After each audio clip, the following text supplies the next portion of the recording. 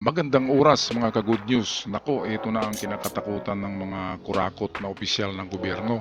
Ang mga nagpapalabas at tumulong na makalabas ng bansa. Si Alice Goo ay natatakot na ngayon, nanginginig na dahil sa narito na bumalik niya si Alice Goo at merong usapan yan at merong ikakanta na mga pangalan. Dito sa balitang ito ay sinasabi niya na tukoy na ang mga pangalan ng mga tumulong sa kanya ng mga politiko para makalabas ng Pilipinas at makapunta ng Indonesia.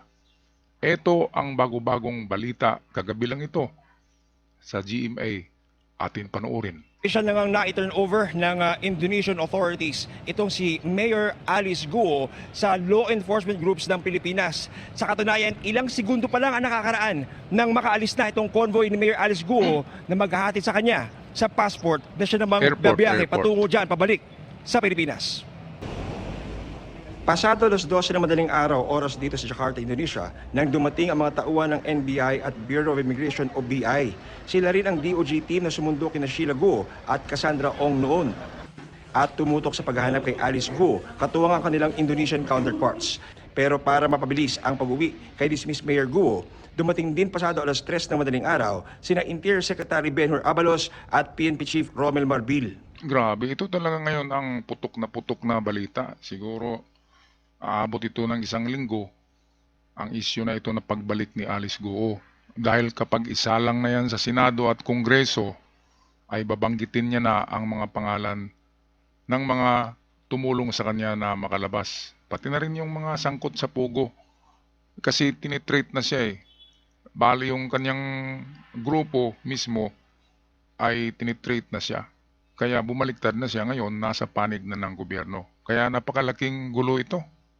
At magandang sarswela. Naku, dadami na naman ang manonood ngayon sa mga balitang ito.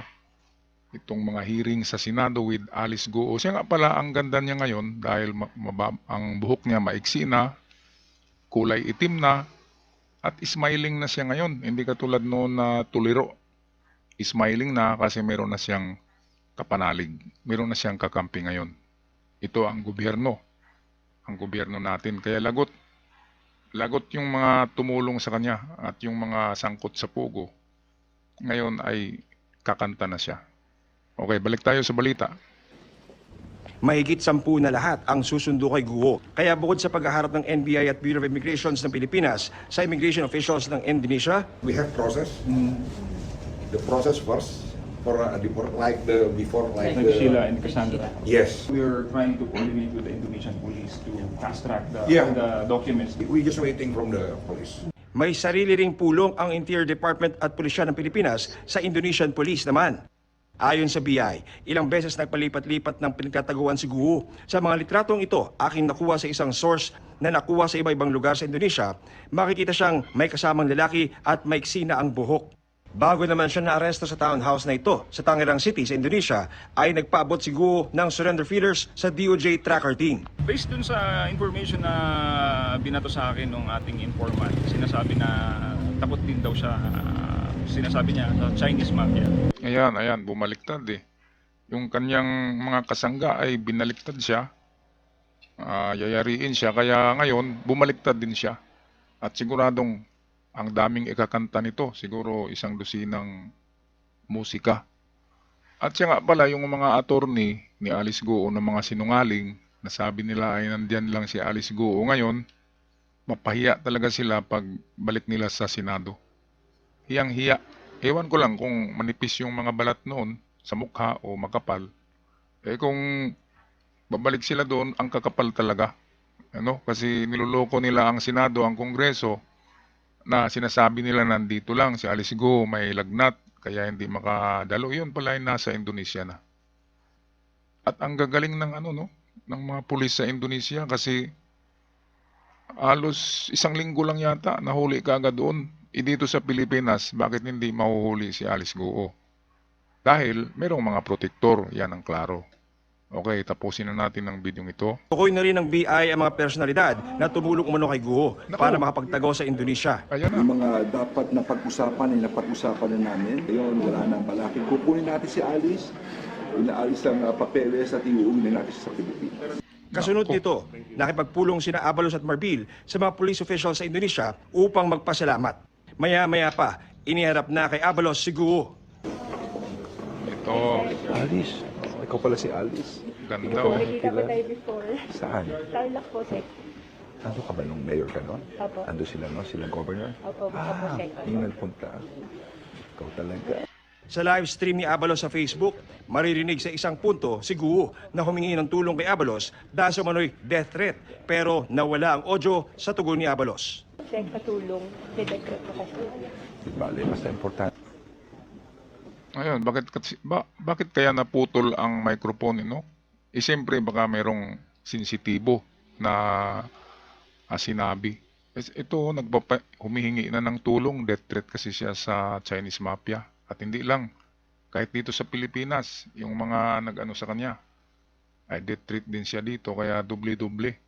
Kaya ang kanyang asylum lang, yung sisilungan niya ay gobyerno. Kaya naku, lagot, daming malalagot dito.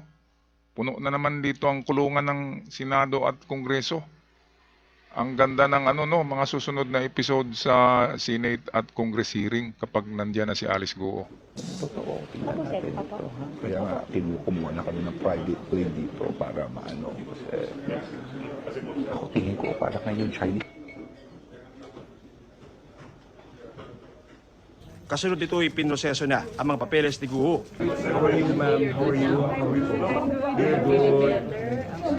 Sa isang punto, nakapag-selfie pa sa kanya ang ilang opisyal mula sa Pilipinas at maging sa Indonesia.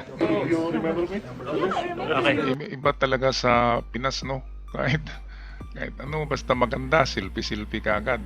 Talagang maganda naman yan si Alice Guo sa personal. Kaya ito, medyo maaliwalas na yung kanyang mukha at gumanda muli dahil nabawasan ang kanyang problema. Kasi sa tago ng tago, baka matiklo pa siya doon ng mga triad. Kaya ito, balik sa safety. Basta't kakanta lang siya, meron siyang protection sa gobyerno. Ma'am. Ma'am. Ma'am, dito ma'am. Yan, gandang babae, oh.